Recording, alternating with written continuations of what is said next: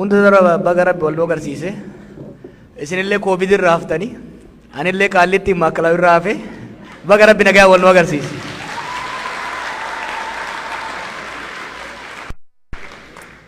Baatii lama osoo addan dhaabiniin naanna'aa jira, odeessaas jira. Hedduu dadhabee Kaanaadaa sababa barbaadellee irraa hafuuf hin ka'e. Viizaalleen ture dhufee garuu mootummaan teessanillee diddeen naa kennite. Hoggaan nan hafajee kitaaba afaa gaafadhu immoo warri Ameerikaa warri Kaanadaa kun walitti naafa.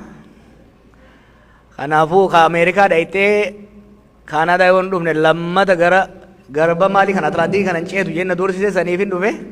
Bagan dhufee baga wal agarree baga nagaan eedanii siin jaa.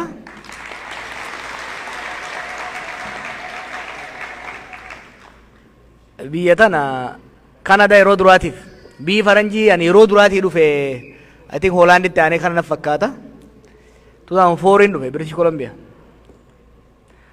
San booda I think I told you this story many times. 2005 nama tokko biyya tanaa isin beekun ture hoggaan dargaggoo jaarra jennee sochoonu tokko 2005 hin dhufe for Christmas break. Hoggaan dhufe garbii tokko qofaan arge baana isaa dullacha wajjin. Achirraa kaanee I've been coming here every year. Last 4 years I think magaalaan yeroo afurtii deddeebi'e tana qofa naf fakkaatti. 2018 osoon biyyatti hin deebiin asin ture. Kompiitaraan na yaadachiise hoggaa waa sarchi godhu har'a. 2018 yeroo mirqaanni jijjiiramaa ture sani as dhufeetiin ture. If you remember, I was very skeptical. Namni hedduunis mirqaana keenya irra bishaan qabbanaa na itti naan jechuu ture. Skeptical. And I decided in this town to go back as well. Preconditionii keenya ture san irratti hundooyineetti murteessinee deemne. Then I think 2018 keessa biyya galee immoo biyya irraa hin dhufe. Sababni dhufeef illee hin beeku. Wal geenyee marii goone. Marii san irratti I came again with a very depressed mood. As Toronto hoggaan dhufu yeroo baay'ee namoonni illee serious waan ta'aniif waan serious dubbadha. 2018 yeroo mirqaanni jiru sun maybe December akkasna fakkaata. Biyyi rakkootti deemaa jirti. Civil war'itti deemaa jirra. Ce'umsi kun gufateera. Hadiida irraa bayaa jira. Qabbaneessa. Honeymoon kun yaadummu real business aseennu jee dubbachuu kiyyanii yaadadha. 2019 immoo hoggaa ibiddi ON dhufe. 19 or early 20s I think December akka waan akkasii ammallee na fakkaata. Yeroo san immoo yeroo jaraanis wal jeeyinee duulli guddaan narra godhame tokkoon dhufe. Guuza hedduu ture. Gaafasis akkam biyyatti deemu sinitti men deeme. Har'a immoo dhufne. Warri as jirtan yeroo hedduu akkan jedhutti Oslo fi Torontoon hawaasa buleessa jira. Warra qabsoo Jabuuti, Hargeysa, Mogadishoo, Nairobi, Xaaliyaan, Saawudii hunda keessa dabree jira. Kanaaf waan serious ta'e waliin haasa'uun barbaachisaadha. Haala qabatamaa biyya saniitis, haala gara fuulduraattis yeroo fudhee isin hojii haasa'uun nuuf hin deema. Qabxiilee hangammaa baatii lamaan dabreef marii bal'aa goone hawaasa addunyaa hawaasa keenya bakka adda addaa jiru wajjin gaafileen adda addaas ka'aa ture. Hamban barbaade olitti immoo namni keenya wal jidduutti waa'ee ormaa osoo hin ta'in waa'ee ofii waan kallattii ofii karaa itti deemuu qabnu bal'inaan mari'ataa jira. Toronto irraa kaasuudhaan Kaanaadaatti sanbootas biyya deebinee marii kana we will going to deepen it. Gadi bal'ifnaa deemnaa jechuu kanaaf barsiisaa ta'uun dharraa duraanii nu barsiiftellee hin jeenaa hamma tokko tokko waan hangammaa haasa'u little bit graphic bifa ta'een mariidhaafis manattis galtanii asittis mariidhaaf bifa ta'uun xiqqoo theoretical waan ta'e empirical waan ta'e xiqqoo tuttuquu yaala. Dhiifama naa godhaa barruu kana barreessaatiin jira. Wanni isaa hedduun afaan Ingiliziin qophaa'e connect na goote kuni beekuudhaaf qolalaalu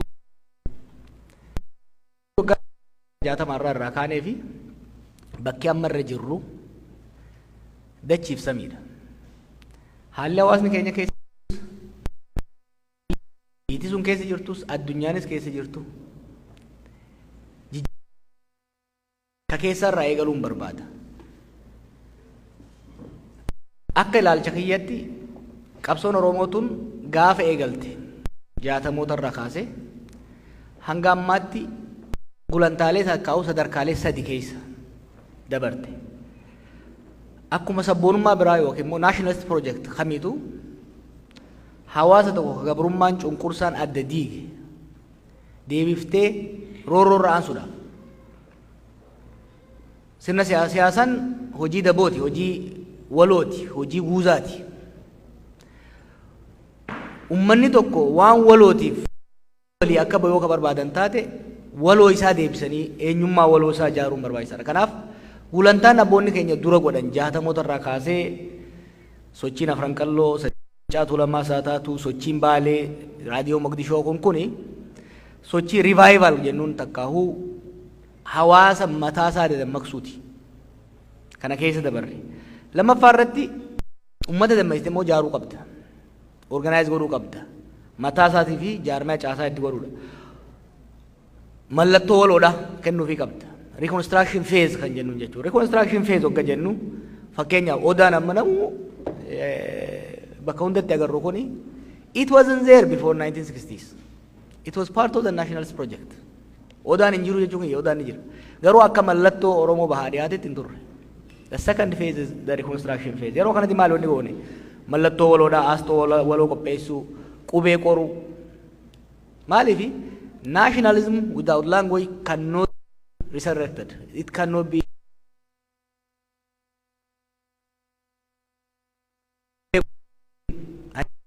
warra shaffaa dalagaa turan sun jaarmaa siyaasaa Oromoo Paan Oromoo barruulee barii barasan keessa in the 70s waan mataa dammaksee gadi ijaarre san booda wanni dhufe maali? Oromiyaa gadi dhaabuu dhufe. Nationalism hoggaa jennu takkaa'u qabsoo sabboonummaa hoggaa jennu sabaa fi daangaa isaa walirratti tokko godhanii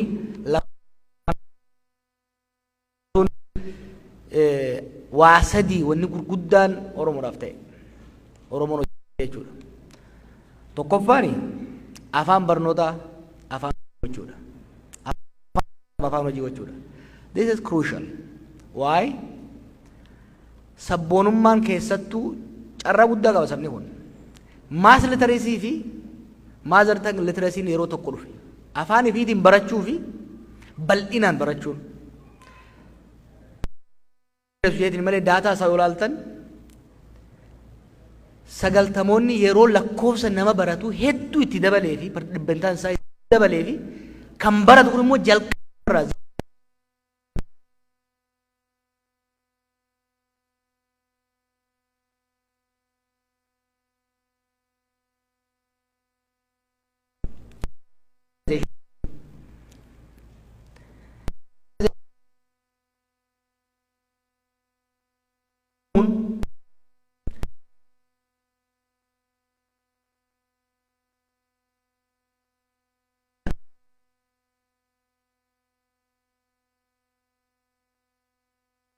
yeroo duraati birokraatik eliit ta'e son ta'in magaalomaa dhufuu isaa wanne jechuudha. Qabsoon dhufuu maal ta'uu qaba? Tokko dhaloota kuma irratti hundaa'uu qaba inni. Magaalota jiddu galeessa godhatuu qaba. Sadi birokraatik eliit mobilaayiz godhuu danda'uu qaba. Dandeetii now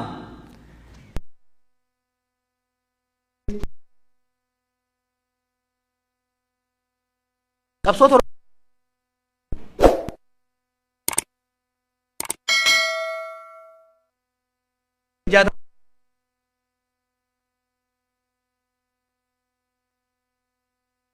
mootaa immoo actualization yookiin implementation whatever word you choose yoo jenneen kuma saddeet booda isa new phase